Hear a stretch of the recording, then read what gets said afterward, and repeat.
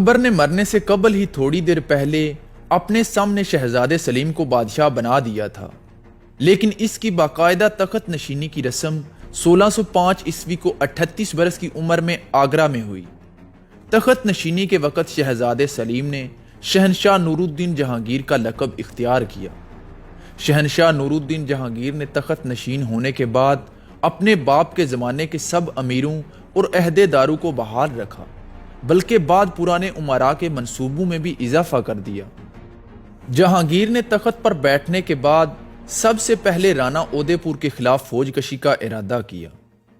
اکبر نے اگرچہ رانا اودے پور کی ریاست کا بیشتر علاقہ فتح کر لیا تھا، لیکن انتہائی کوششوں کے باوجود رانا اودے سنگھ اور رانا پرتاپ سنگھ کو مغلیہ فوج گرفتار نہ کر سکی تھی۔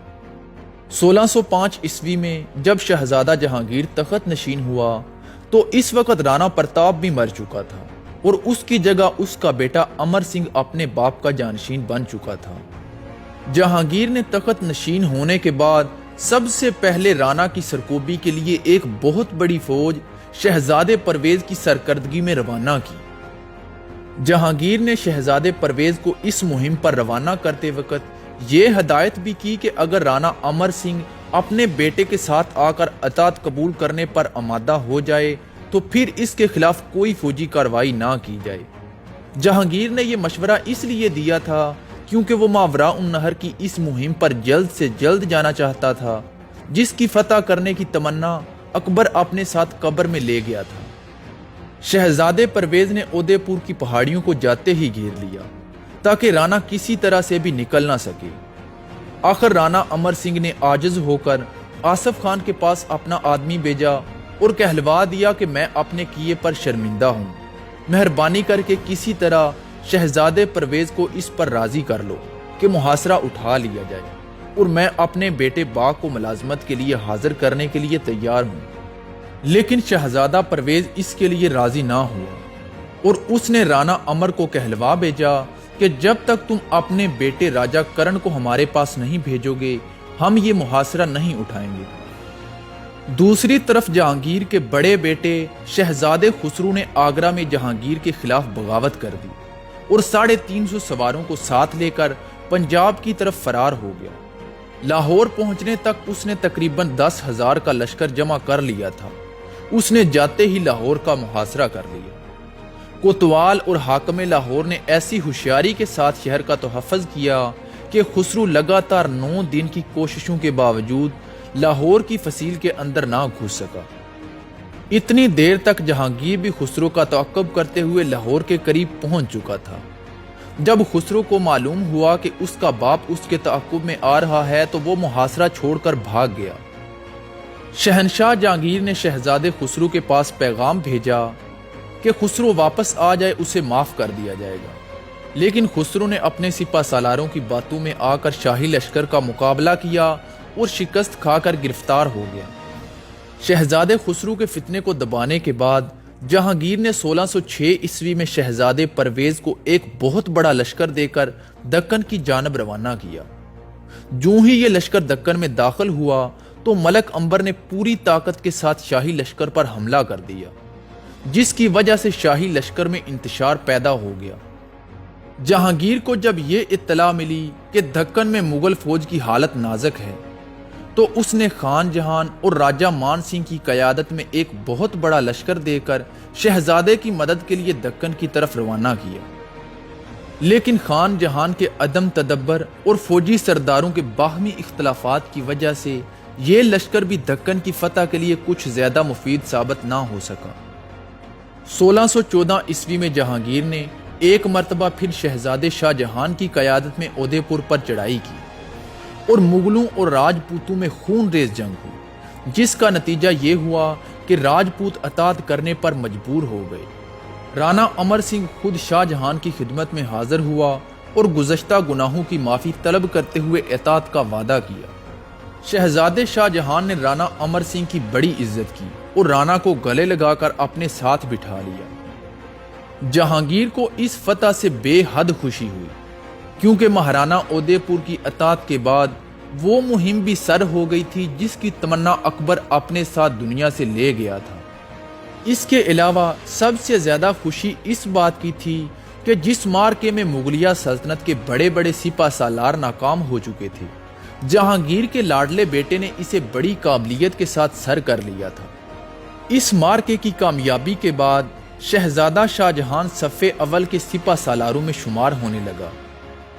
1614 عیسوی میں پرتگیزیوں نے سورت کے قریب مسلمانوں کے 4 بحری جہازوں کو لوٹ لیا اور بہت سارے مسلمانوں کو قیدی بنا لیا۔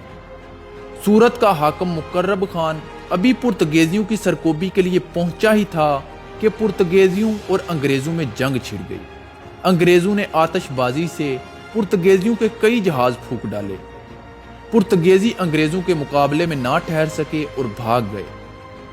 مقرب خان نے سورت پہنچ کر لوٹے ہوئے جہازوں اور ان کے مال کو اپنے قبضے میں لیا اور ان مسلمانوں کو رہا کیا جن کو پرتگیزیوں نے قیدی بنا لیا تھا، لیکن ان انگریزوں کے خلاف کوئی کارروائی نہیں کی جو پرتگیزیوں کی طرح بظاہر سیاہ اور پناہ گزین بن کر سورت میں ٹھہرے ہوئے تھے۔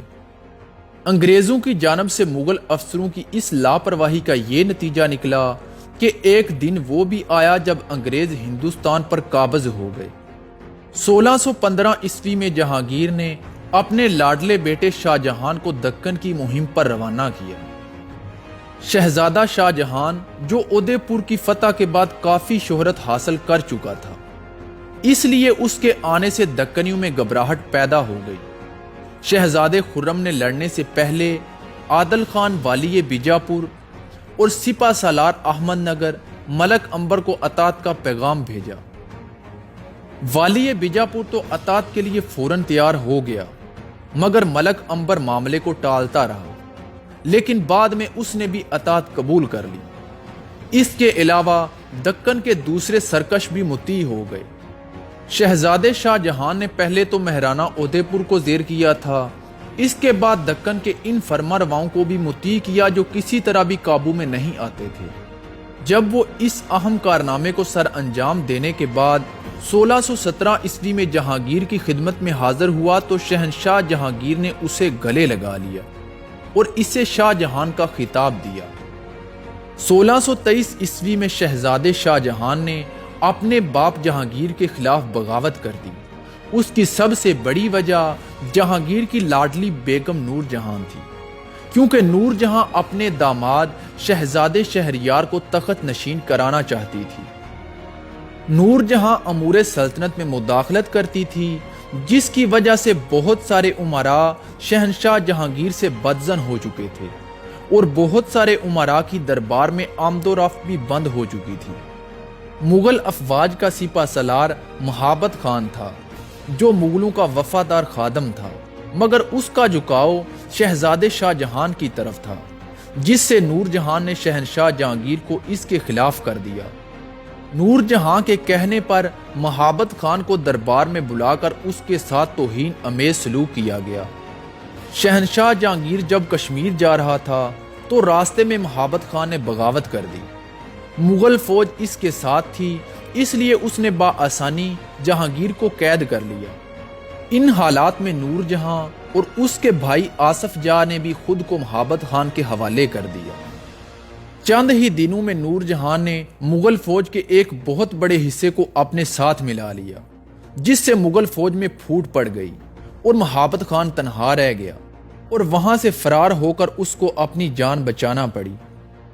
مہابت خان کی قید سے رہائی پانے کے بعد جہانگیر زیادہ عرصہ زندہ نہ رہا۔ گرمیوں کے موسم میں اس نے کشمیر میں قیام کیا۔ کچھ عرصہ وہاں مقیم رہنے کے بعد 1627 عیسوی میں کشمیر سے واپس آتے ہوئے راستے میں انتقال کر گیا۔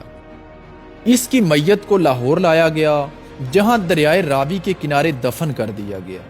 یہ مقام اب مقبرہ جہانگیر کے نام سے مشہور ہے۔